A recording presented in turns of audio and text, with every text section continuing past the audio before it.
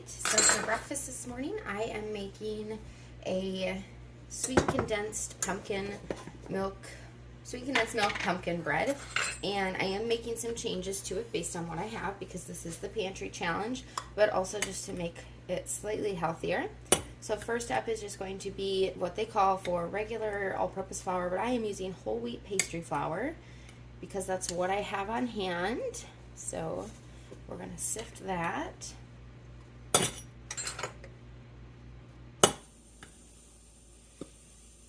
I haven't made a video in a while, and I apologize. We've just been so busy, and really making the videos actually takes time too. Especially if you're cooking, to make the video takes a lot longer than just to cook it, and sometimes all I have time is just to quickly make it. So, doing them when I can. Okay, 3 cups of flour. And if you want the recipe, the original recipe, you can let me know and I can get that to you. And then we're going to do some salt. There we go. And this is just Redmond's real salt. I really, really like that salt. And then we're going to do some cinnamon. Like I said, I'm not following the recipe entirely. I am varying it a little bit. And then we're going to do some nutmeg.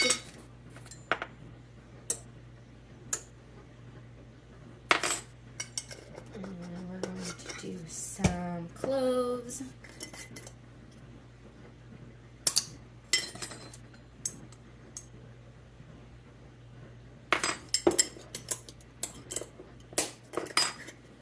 And then we're going to do some ginger.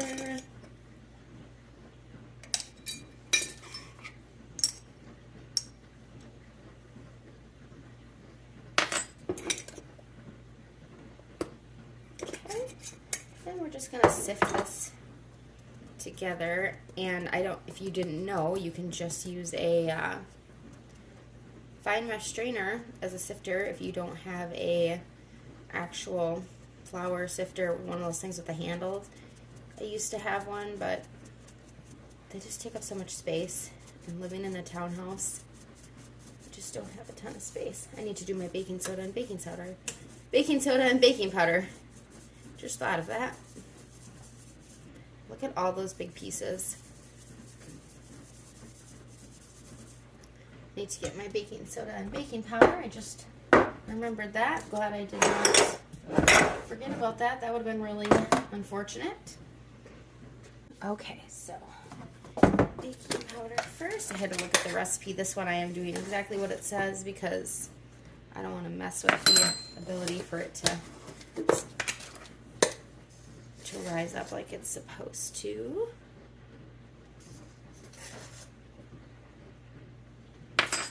Alright, baking powder's done. And the baking soda. There we go. Alright, sift that into there. See, there were even some big pieces in there. Okay, awesome. There we go. Just going to stir it up a little since I accidentally forgot to put that baking powder and baking soda in there.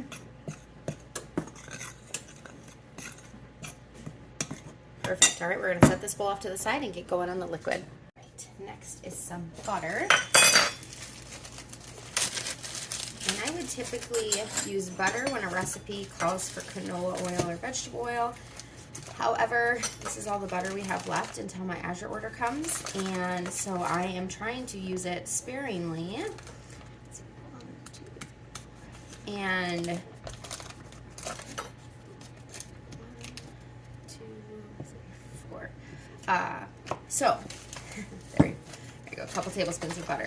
This is all I have, so I do not want to use it all up in this recipe. Otherwise, I would have just used all butter, but it calls for a couple tablespoons of butter and then a 1/4 cup of canola oil, and I'm not using canola oil, and I try to stay away from it, and so I am actually using organic virgin coconut oil. This actually needs to be used up relatively quickly. I kind of forget about it because I always just use butter. And so this pantry challenge was good because it kind of forced me to go ahead and use up things that I'm not using all the time. And so I'm just gonna get a 1/4 cup of this in here. And we're gonna add it with the butter, and we're just gonna go ahead and melt it. And we're using this just in the place of that canola oil, but like I said, I would usually use butter. And just use all butter. But I'm trying to, oh my goodness, I'm making a mess here. Trying to conserve that butter and just use up things that need to be used up around the house. And so this is a good way to do it. I have to kind of always forget about coconut oil because my go-to is just butter. All right. Let's go ahead and get these melted together, and then I'll come back. All right, my butter and my coconut oil are melted together.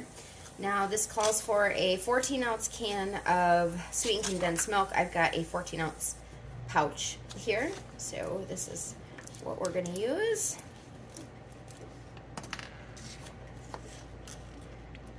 And we're just going to squeeze it all in there. I have a couple of these left over from Christmas baking, so I'm going to make sure I use them up so they don't expire. I have this and evaporated milk because I can never remember which ones I need in my recipes, so I always end up just buying several of each. And I noticed that this one expires next month, so I wanted to make sure I used it all up.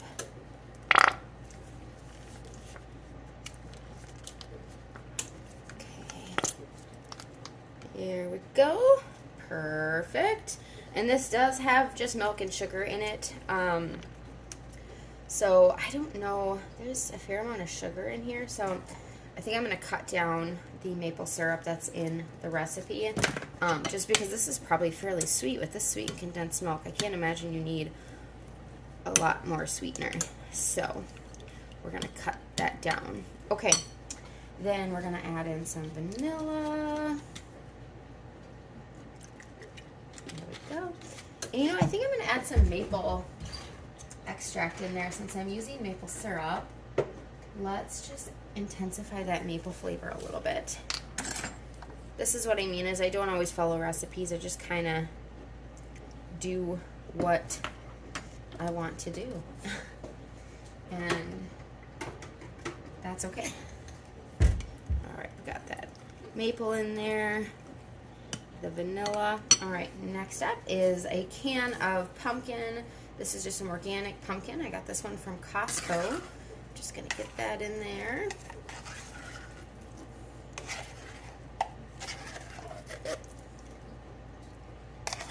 I will totally eat pumpkin not in the fall. I love pumpkin. It's so delicious. All right, so we've got our can of pumpkin in there.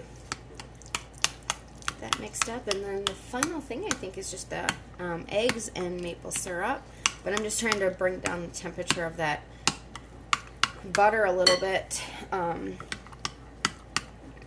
in the oil because it was warm from being melted, and I don't want to cook my eggs. So alright, so this calls for 3/4 of a cup of sugar, but I'm just going to go ahead and just do a 1/4 cup of maple syrup because like I said, that sweetened condensed milk has quite a bit of sugar in it already, so I think it'll be plenty sweet. So instead of using cane sugar, I'm just using that maple syrup. Ooh, splashing on myself. Okay, just get this all mixed up, and then I'll add in my eggs very last. Alright, I'll crack them into here just in case there's any issues with them.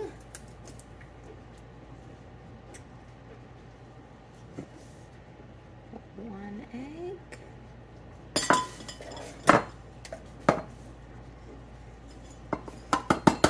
After I saw that this used 4 eggs, I was like, ooh. And I could have used an egg replacer, but we're just going to use the eggs too. I know you can use like flaxseed, things like that, but I've never done that in a recipe, so I'm not going to start on this one. This is 2 loaves of bread. If it didn't work, that would be really disappointing, so I don't want to waste other things. Okay. 4 eggs.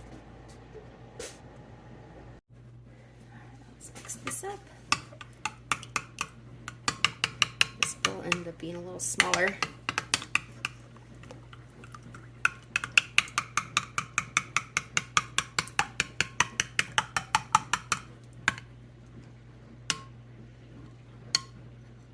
Those egg yolks.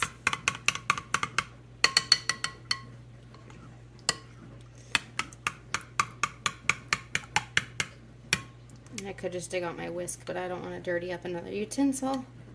I would break up these yolks a little easier, but that's okay. All right, let's get this now mixed into the dry ingredients here. All right, and just dump those liquid ingredients there. And if you've watched some of my more recent videos, you will see that I explain that my camera stand was broken by children, and so I don't have a great way of actually doing the videos, except for just this little tiny tabletop stand that I have, which is really more for like putting your phone on it to watch something, but I prop it up on things in my kitchen to make the videos because a new stand is not in my budget, so this is what we're going to keep working with, and that's fine. So it doesn't have to be perfect, it doesn't have to be fancy, just feed your family, use what you have in your pantry.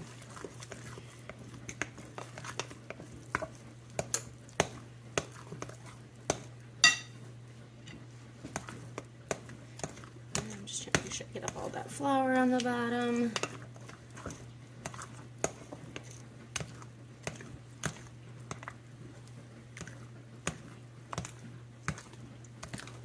We're going to divide this among 2 pans. This looks like a lot, but maybe my eyes are not quite accurate. All right, get that out of the way. Get my 2 pans out here. And we are going to spray them with, this is just some avocado oil spray from Aldi. Although it's not spraying very well lately, so I don't know what the deal is, but let's just kind of move it around a little. Hopefully this won't stick too bad. My regular bread recipe has been sticking pretty bad to these pans. Alright, and I could use the parchment paper I have, but I don't want to try to figure out how to cut them into the right size. So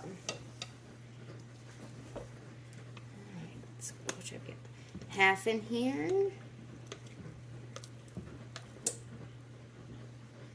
Okay. And try to go half in here. I think this one's a slightly larger pan. This is not the most efficient way to do this. This is not how I normally hold the bowl, but to let you guys see what I'm doing.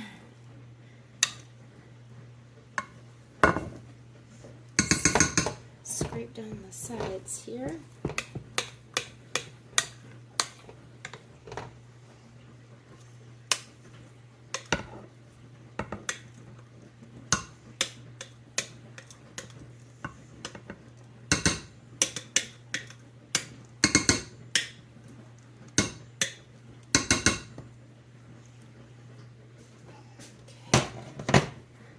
Making a mess here. All right.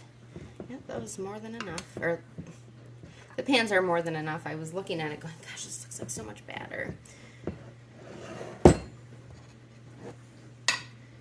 a huge mess here. Like I said, this was not the right way to do it, but had to make do. All right, these are going to go into the oven at 350 for, oh, there we go, 45 minutes or so, and then we'll check them. They are out of the oven and just totally done to perfection. I let them rest for a little while. I'm going to work on getting them out of the pan and then cutting into them.